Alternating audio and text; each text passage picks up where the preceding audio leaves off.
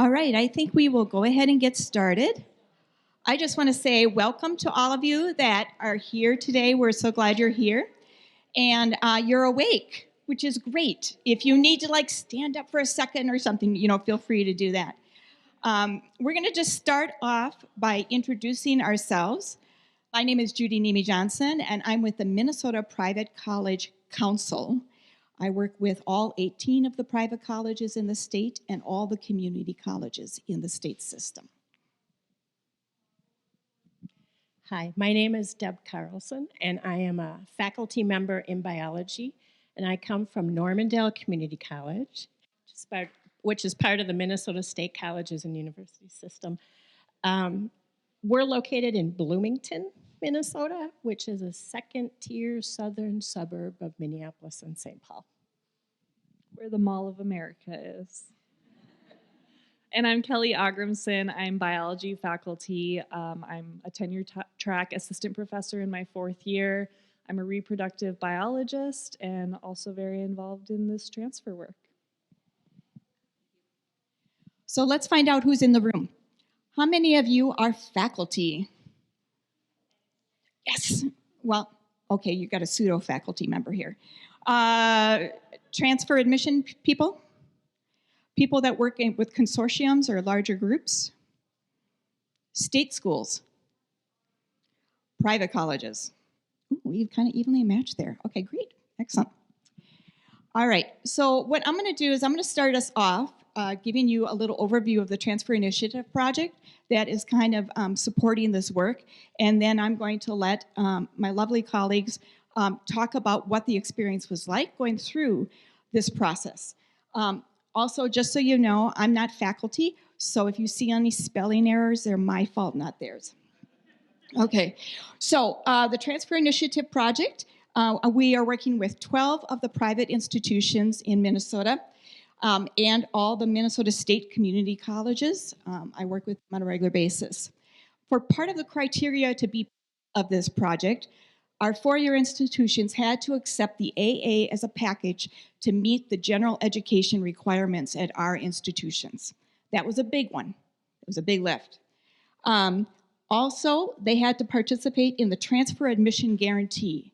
That means a student who has an AA degree and a certain GPA will be guaranteed admission at our 12 institutions. Takes that pressure off students, so if they start working with an institution that they want to transfer to, they don't have to worry about being accepted down the road. They can take care of that as long as they keep their grades up. Pathway development. This project is specifically developing pathways with all the community colleges in the state that offer that pathway with our institutions in 6 majors. So we're doing psychology, communication studies, chemistry, biology, and we're starting English and history this term. And also because these fabulous folks are part of the biology pathway, so this will be focused on the biology work that we did. As a result of all this work, we want to make it accessible to students and community college advisors. So everything that we do for this project is put at one website that all students and advisors can access. You can also access this as well. If you go to this one website, you will get every pathway we've created. You will get the details about the transfer admission guarantee and profiles for all our institutions. A big part of this is working on supporting faculty. These folks are very, very busy. Faculty are extremely busy, and when they are told they have to do a new pathway, they tend to roll their eyes and go into the fetal position, okay?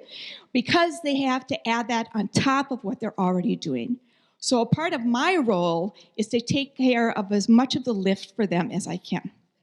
So I went through academic affairs to make sure that their provost or their dean gave approval for them to do this project.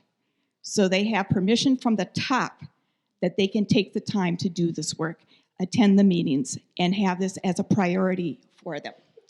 I provided a template for all of our schools. So the template shows the major courses at the community college, the general education courses at the community college, how they currently transfer to your four-year institution, and what is left to complete in the major and general education courses, okay? All the faculty work with that pathway template, and as they're approving courses for equivalency, they update that document. I do have a sample of St. Catherine's and Normandale's pathway agreement for biology here that you can pick up so you can see exactly what that looks like. I provided all the links to all the community college information so they don't have to go to a website at Normandale and search around and try to find a course description. They just had to click on the link I provided. I gave a process guide, so all faculty across all of our institutions are following the same process. They're in the same meetings, which you'll hear more about, but it just gave guidance and simplified the process for them.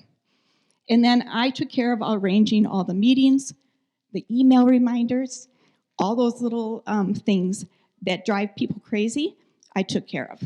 So now I'm going to hand it off to our colleagues to talk about what were the specific experiences that helped this process along. All right, so to begin, I really want to introduce you to why I was interested in participating in this transfer project. So, like I said, I'm a fourth-year tenure-track professor, and when the dean asks you, you basically say yes. But I actually was really interested as well. So I grew up in Montana. I went to Carroll College. I was a first-generation college student. So my parents had no idea what was happening. I barely knew what was happening. All I knew was that I loved biology. Luckily, during my time at Carroll College, I got some research experience. And when I got to the end of my degree, I was like, okay, now what? What do I do next? And that wasn't something that I was thinking ahead about. And my advisor said, well, you like research. You should go to grad school. So I did. And I went to Washington and got my PhD in molecular biology. And then I got to the end of my PhD, and I was like, what am I doing now? What's next, right? Again, nobody in my family could tell me what was next. And luckily, I had another really great advisor who said, well, you like teaching, you like research, so you should go do a postdoc. So that brought me to Minnesota, University of Minnesota specifically, where I worked in Dave Zarkover's lab doing research, and I was lucky enough to receive an IRACTA fellowship. And this is an NIH grant that supports postdocs who want to enter the teaching field. So it allows us to teach 25% of our time while doing research the other 75%. And it was amazing because it set up a relationship with the community college where I got 2 different community college mentors, and they taught me how to teach because that's not something that we were taught in grad school. And when I was coming to the community colleges, I'm embarrassed to say, I had a lot of ideas about what the community college was, right? I had never gone to a community college before. I thought the faculty probably weren't as good as the four-year colleges. I thought the technology and labs probably weren't as advanced. The students weren't as smart, right? These are all these ideas that I had about the community college. And then I started working there and teaching these students, and I realized that some of the best teachers are actually community college professors, right? That's what they do. And at least in Minnesota, the community colleges have insane lab equipment. It blows my mind. Sometimes it's better than the private colleges. So these students were absolutely getting the same, sometimes better, experience in labs than at the private colleges. And so all of these were shifting, right? The students weren't, they had different academic experiences, but they were choosing to go to community college because it cost less, right? So they were probably smarter than me, right, in that aspect. So I had all these myths in my head about what community college was, and when I finally worked there and actually worked with the students, everything changed. So when I got to my position at St. Catherine University, I was really interested in how can I help first-generation students? How can I help transfer students coming from the community colleges get in and be successful at St. Catherine University? And so this led me to the transfer project, right? And what was amazing about it is it really made us reflect on what our students were doing, where they were getting stuck in the process after they've transferred, okay? And a big key part of this was advising, okay? And some of my colleagues are better at advising than others, just based off of what they're teaching, right? If they're online only, if they're in the classroom. And so we were able to work with not only the colleagues from our school, but we were able, through Judy's facilitation, to meet with other university faculty at the community colleges and at private colleges and see what were you struggling with? What are your transfer students struggling with? Okay? And so when we met up, right, of course, at first it's kind of slow, and then we got really excited because we found areas of interest that were similar, whether that be teaching or research. One example of that is I'm a faculty member on the Genomics Education Partnership, and some of my colleagues at some of the other community colleges are also faculty. It's a research program. It allows undergraduates to do genomics research. All you need is a computer and internet, and it's amazing. So we've built this node that can have research symposiums and poster sessions between the community colleges and the private universities. So we're creating that environment of belonging between the two, and so that the students interact. So we shared challenges. Where are transfer students getting stuck in the process? Are they losing credits? Is it taking them longer to get through than it should? And so it made us really reflect back on the curriculum. Okay, so we had this initial round of meetings where representatives from each institution got together and had these initial conversations. The next step was to broaden this and include more faculty from these institutions and have deeper conversations and make connections. And I just want to back up for a minute, too, and tell you a little bit about my background. I've been in higher education for over 30 years. I've been at Normandale for 18. Prior to that, I was at what was called a private college, it wasn't a university yet, for about 10 and a half years. And I will say that, I will admit, I also had biases against community college students when I was in that faculty position. So then I'm at Normandale. And Normandale pretty much blew me away. Our facilities were absolutely stunning. My colleagues were excellent. And that really energized me, so much so that I then, after just serving as a temporary faculty member, I applied for a permanent position. And thank goodness they picked me, okay? And so I'm still there. So this next step, engaging more people, we decided to do this with lab visits, because to biologists, what is the most important instructional place? It's the lab. That's why we're biologists. We love the lab. So we had visits to both the community colleges and the four-year universities, and people would sign up and come. And the visits were not all the same, but generally they started out with a little bit more formal introduction about the campus. Faculty from both sides introduced themselves. We got to know them. We got to know their interests, their backgrounds, what they teach. We got to tour the facilities and see what was available there. We learned about programs. So at the community college, okay, we learned about, for example, the AS Biology Transfer Pathway degree. That's what it's called. It's a long name, but that's our degree.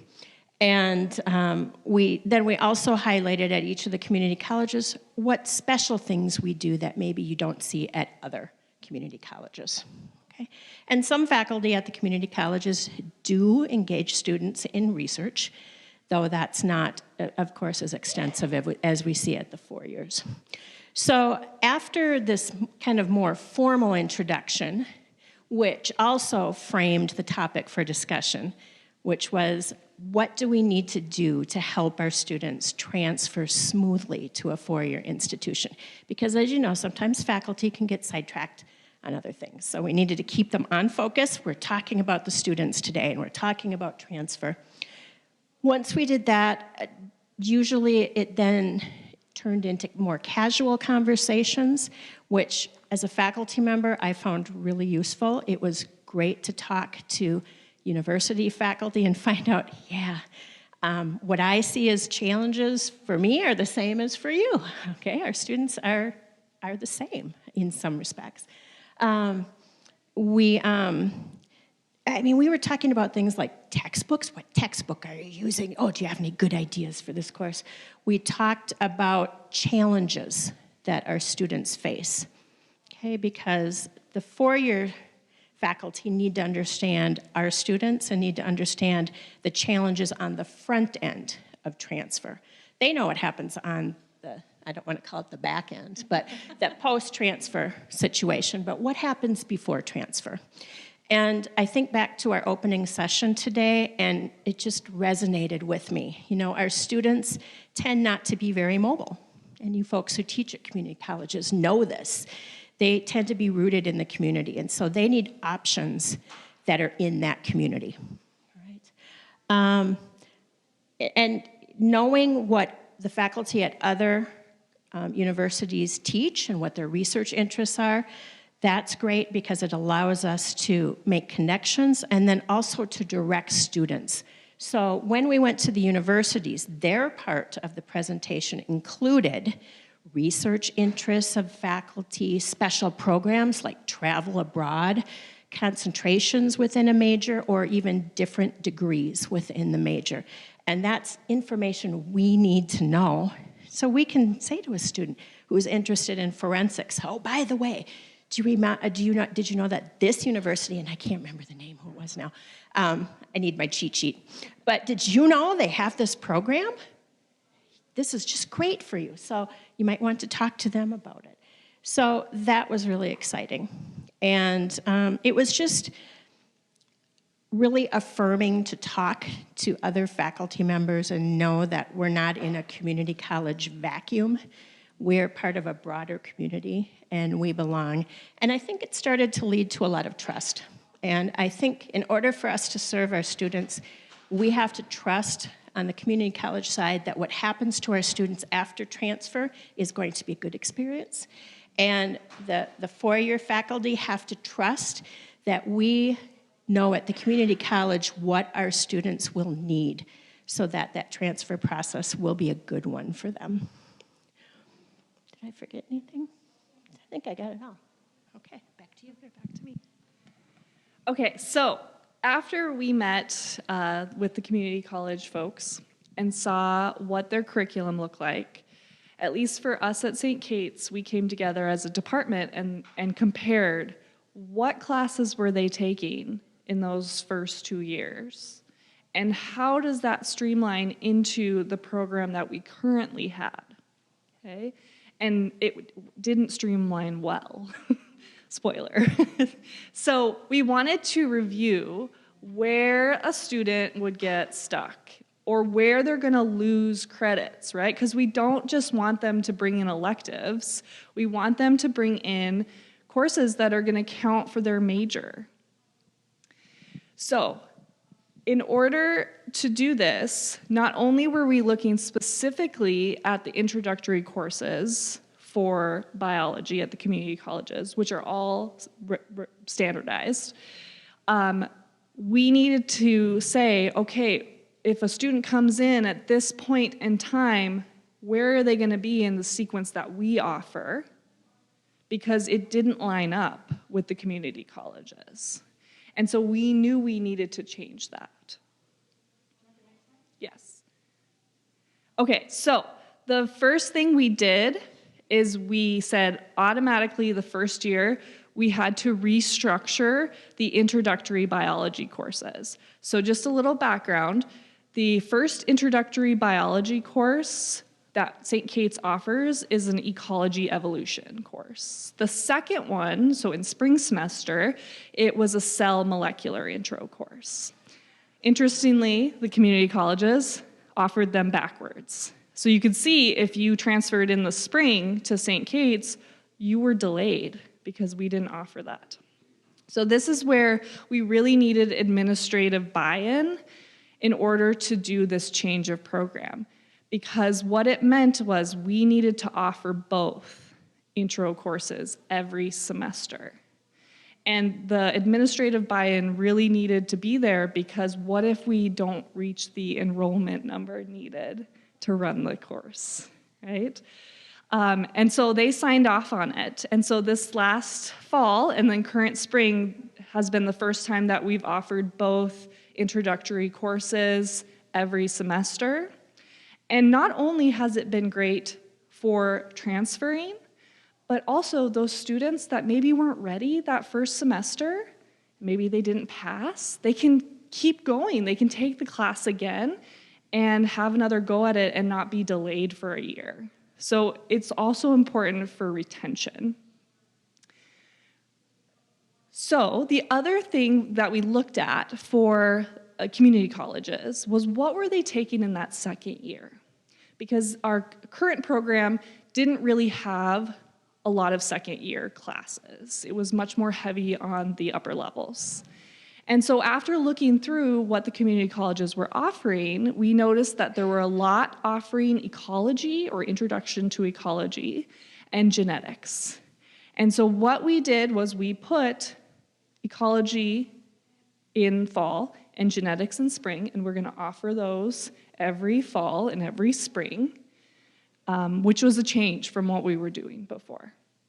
But that way, the key there was if a student came in with their 2-year, they would be right on track with their classmates to keep going and finish in 2 years, which is really powerful. We also needed to narrow the upper level courses that we were offering. One thing that was really strange to me was it was kind of just like random, like what are we offering next semester? Let's do this class, who wants to teach that, right? It did not work well for students because they couldn't plan out ahead of time what they wanted to take and when.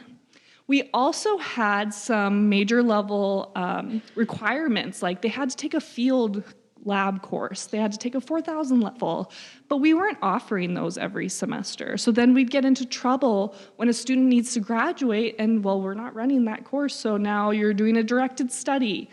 And that obviously is problematic. So what we did to narrow that was we basically put our classes in 3 buckets or 3 disciplines. The first one being cell and molecular classes, the second one ecology evolution classes, and the third as organismal classes. So for example, reproductive science and medicine fell under organismal classes.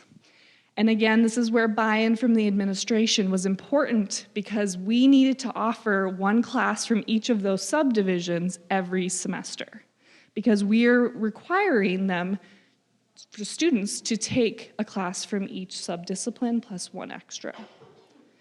So again, we needed that buy-in in order to offer at least 3 upper level courses every semester. And so far this year, it's been great. We've been filling them all up, which is fantastic. And that leads me to the 2-year rotating schedule. So like I said before, it was kind of just random what we were offering, but really we knew we needed a 2-year upper level rotating schedule so that a student could transfer in and see, okay, in year 3 I'm doing this, in year 4 I'm doing this, and these are the classes I want to take, and this is when I'm going to take them. So that has been a really powerful change for our students to be able to plan out their major. And that works even for the 4-year students, that they're going to be able to plan it all the way through what classes they want to take. Advising is key here, and we have, I'm sure, talked about that quite a bit. So what we're doing at St. Kate's is I have become the transfer specialty advisor. So when transfer students are coming in, the plan is, and this is newly implemented, that they get assigned to me since I was involved in making this 2-year rotating schedule. and so that I can make sure that they get set up exactly what they need to do in order to finish within 2 years. And it should be totally possible. I also think it would be great to create community. So if all the students are coming to me, that allows me to be a point person for generating community and allowing them to find peers that are also transferring it.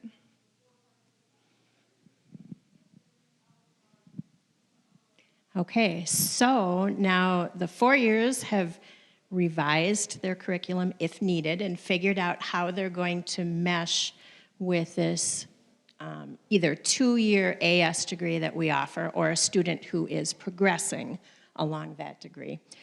And once the 4 years had put together their plans, it was time for us all to get together and take a look at those plans and have a few more conversations to kind of close the loop and get excited. And so we did this in the spring. And when we went to the meeting, the 4-year universities had put together their information sheets. Some of them had multiple sheets, and that's cool. It had all sorts of great information that we can now photocopy and give to our students so that we can say, hey, look at this program. And in addition to disseminating that information, we had a couple other events that day. And one thing we did was we invited 2 transfer alumni to come and talk about their transfer experiences. So these were 2 students who started out in community college and then transferred to, I believe they both went to a private, right? Yeah, I didn't know the one student. I knew the one student very well. And what was interesting about these 2 students, that's embarrassing. What is interesting about these 2 students is one had a really positive experience. The other one had a less positive experience. And I think it's important for us to hear both sides. What went right for both students? What didn't go right for both students? And for the second student, what really happened? And how could that have been avoided?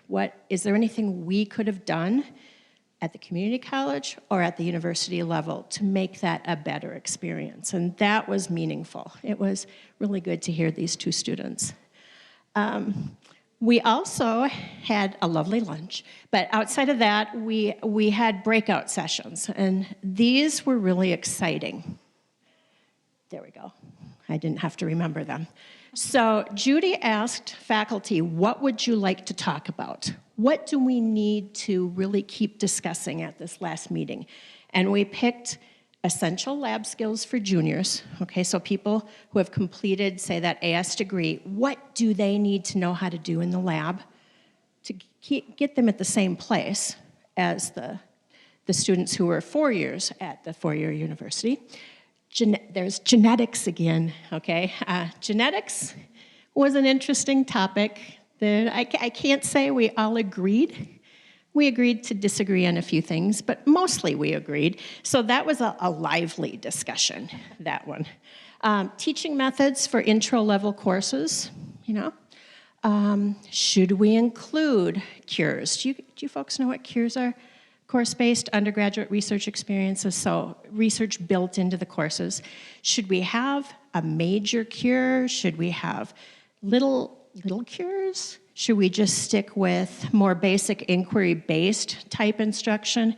So we talked about that, the big picture versus details. Because if any of you have taken biology, you know there's a lot of language in biology, detailed stuff. Not everybody's real excited about that. And then connecting students to research opportunities, which is something that is important for biology students, regardless of where they're going to go. That research component, even if they don't decide to go into research for a career, it's important to know what it's all about, okay? And so those were really pretty exciting. I have to say, the whole day was exciting as a faculty member. Yes?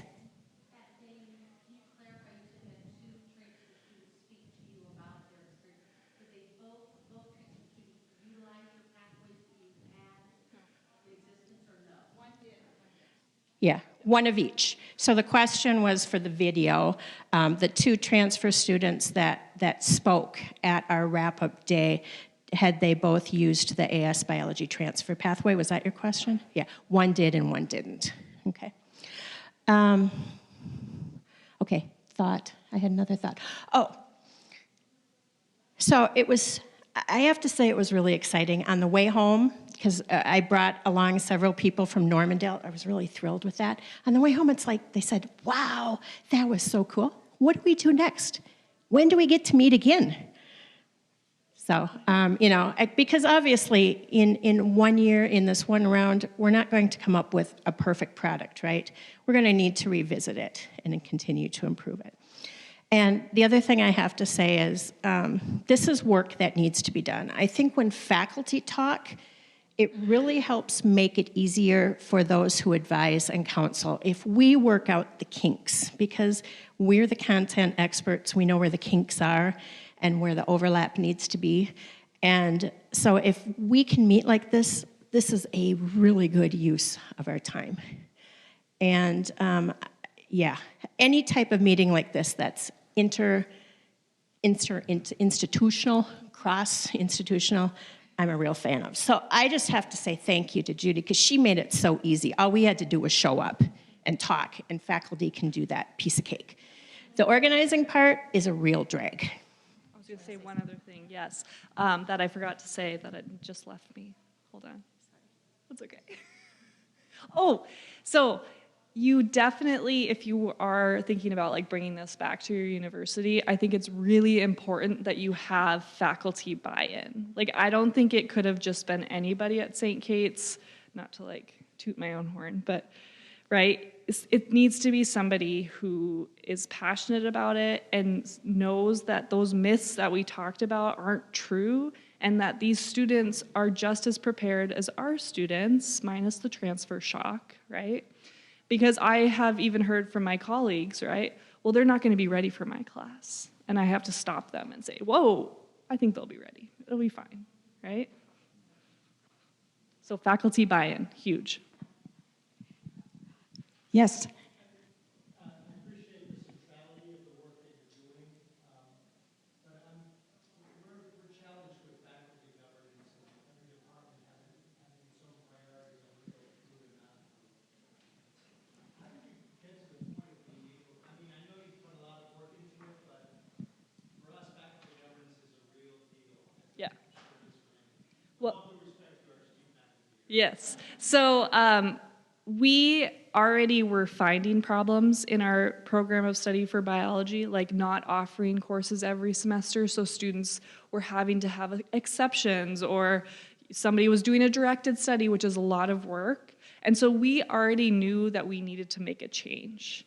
And so it was up to the biology faculty to decide to make a change and then what the change was going to be. And so this pathway project informed the changes that we made to help facilitate in transfer students and to help retain our own students. So it's, at least where I'm coming from, it was biology faculty that decided, with the support of administration. Yeah, I would say there are several factors for really making this work with faculty. And I'm really sneaky about how I work with faculty. I've confessed this to them already. But it's finding people that are passionate about transfer students. And you might have to look around, but you can find them, okay? Transfer champions.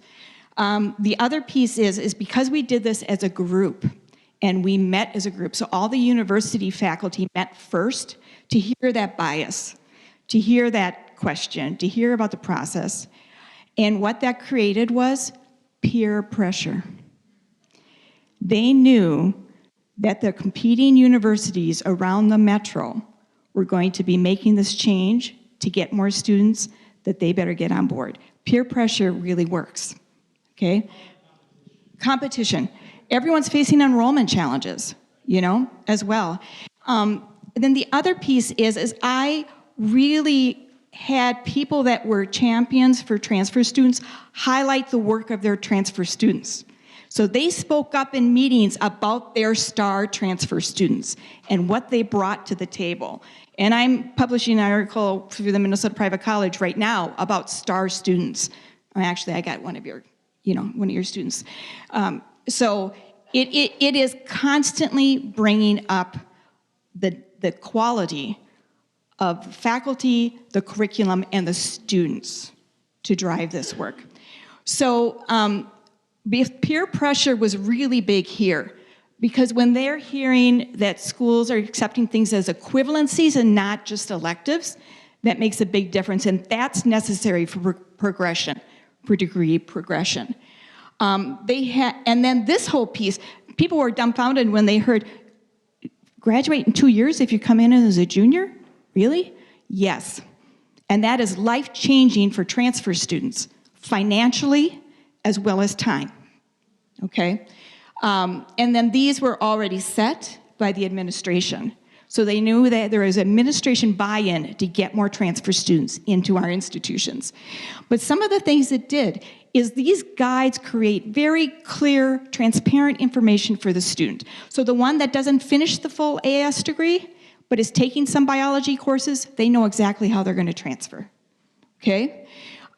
Faculty awareness of program, I'm just going to say these guides, because you heard Kelly becomes the advisor. All the advisors at our universities now have those guides in hand, and when they're talking to a transfer student, they know exactly what transfers in and what's left to complete. It's all laid out for them. Faculty awareness of the program options, you know. I had a student, we were visiting Inver Hills Community College, and there was a student that was interested in marine biology. That's a little rarer in Minnesota. But one of our institutions specializes in marine biology. So we hooked those professors up. It's a lot of blind date, you know, matchmaking that goes on here. This encourages students to complete the AA and the AS. And we heard in that last session, in the data session, those students are more likely to graduate when they complete those degrees. So this encourages them. Accessible and user-friendly guides, so that one site, a student can go and find a pathway guide for 32 different majors with our institutions. And early contact with university. So Deb can refer a student to Kelly early in the process. You're interested in reproductive biology? I know who you should talk to. And because those relationships have been built with faculty, they're more ready to refer students to other faculty members. So we're going to open it up for questions now, but I do want to just mention a couple things. One, we have the transfer program guide here for you. That booklet is available on our website. That's a booklet we created for all transfer students and advisors.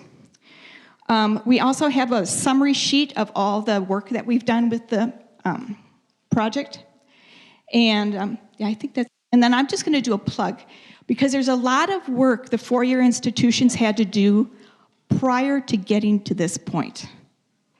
And I'm going to tell you what that is in the session, Just Tell Me What to Do, tomorrow. We couldn't fit it in one session. Yeah, I know, you know.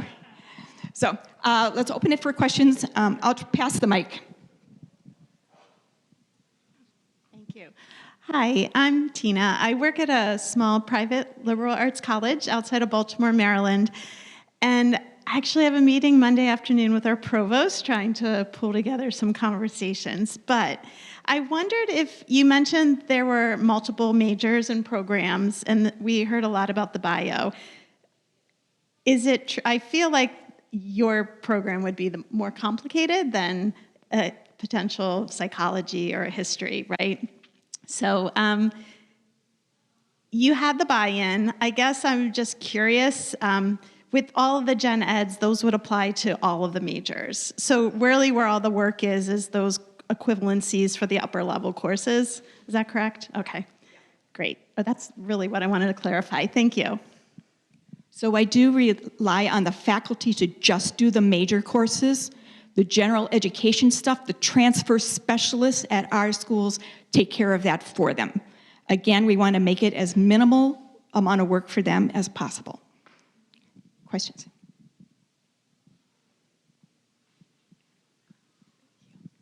Hi, my name is Kate. Kelly, I have a question for you.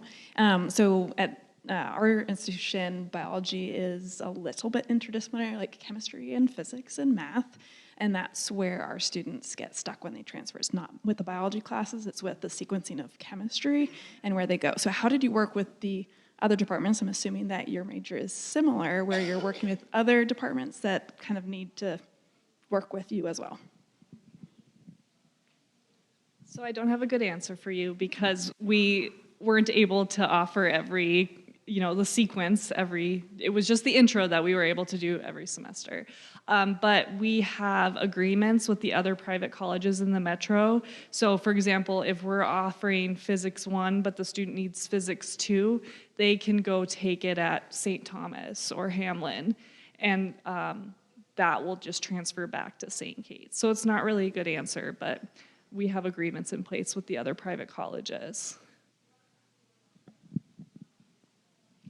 One thing I found is that faculty in one department, when they get excited about this work, they tell their colleagues across campus. So like at one of the institutions I'm working with, we did the biology. We just finished the chemistry like really quick because they were on board. And then computer science said, we want one in computer science. And math said, we want one in math. And so that can become infectious. And because they saw their colleagues did the work and their academic programs didn't crumble, that's the other thing you have to reassure people about, is that your major is fine. Your upper division courses are fine. But you're not going to lose out academically because you're accepting lower division courses. Other questions?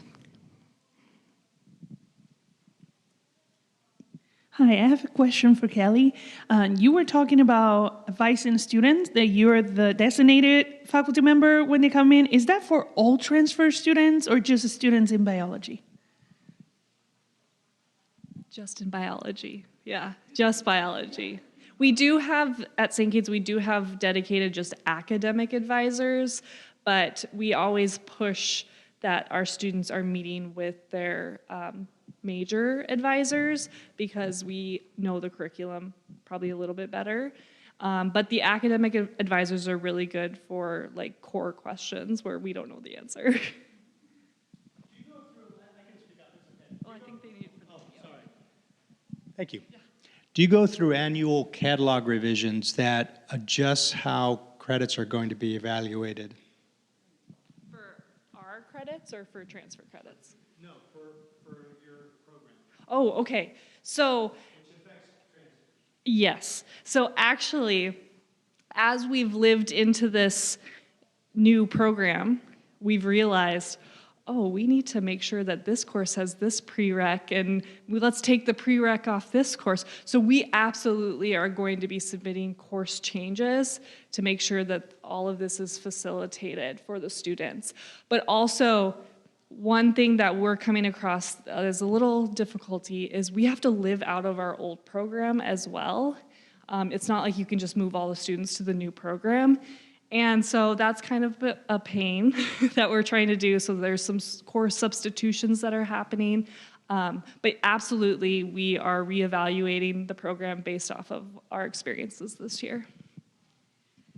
I'll just add that the order in which we did these majors was based on the Minnesota State review of the transfer pathways they had created. Thanks to Jessica's good work there. So we made sure that we had the most recent reviewed transfer pathway to start with at the community college. And like there was a small change that was happening, and Deb called me right away and said, there's going to be a change, you know, in the stats, whatever. Yeah. So I'm like, okay, good, pass it on. But we also have designated at each of our institutions who's going to go back every year and check the Normandale program to make sure it hasn't changed and there's no updates that have to happen in our pathway. So we've had that audit established. All right, I'm just gonna point out, I'm not very tech savvy, but I did get that. So if you could do the evaluation. That's what I was supposed to put up there, right? Yes, okay. Oh, yeah, question. Hi. Okay. Yeah, so anyhow, son of a preacher. So, yeah. grabbing a mic. It really wasn't a question, but more of an observation. So I'm with Texas Women's University, Denton, Texas. Hello, everyone, Texas folk. So in Texas, we have the Texas Common Core numbering system. So with state to state, it is required that we accept mini courses and all that. So in my newest role as transfer articulation and compliance, I definitely applaud you all, because one of the things that was important for me is that I stress to faculty is I want your endorsement. That's what I share with them is I want your endorsement, because so in my previous role, I've been a transfer coordinator at the community college, and I know what it's like when decisions are made and faculty is not in on it, or student advisors are not in on it, or admissions isn't in on it, and there's a new program or articulation or partnership, and a student comes in with a paper because they self-advise. Yes, well, yes, you all said you all offer dental hygiene, and so, which is actually one of the ones that I've just been working on. We're doing a dual enrollment for dental hygiene. So I think I applaud you all that you all find that way to find the endorsement of all of those partners, because all of those partners play a role. Admissions needs to know that we have this partnership. Faculty we need to get endorsement from both sides of the faculty to say, this is what they're offering, this is what we'll accept, that's great, that's good. And then also we want them to know that you're significant. So again, and then the students also, we have to get their buy-in. That's a key thing for me that I'm working to grow with is we're putting these partnerships together now. Come, it's like, come back to Jamaica. I don't know if y'all remember that commercial. So yes, but kudos to y'all. Thank you very much. We do not have a common core numbering system, so every individual course for every major in gen ed had to be reviewed and articulated, and I applaud the faculty that are willing to work with me on that. If there's nothing else, remember we have the handouts here you can take with you with more information, but thank you very much.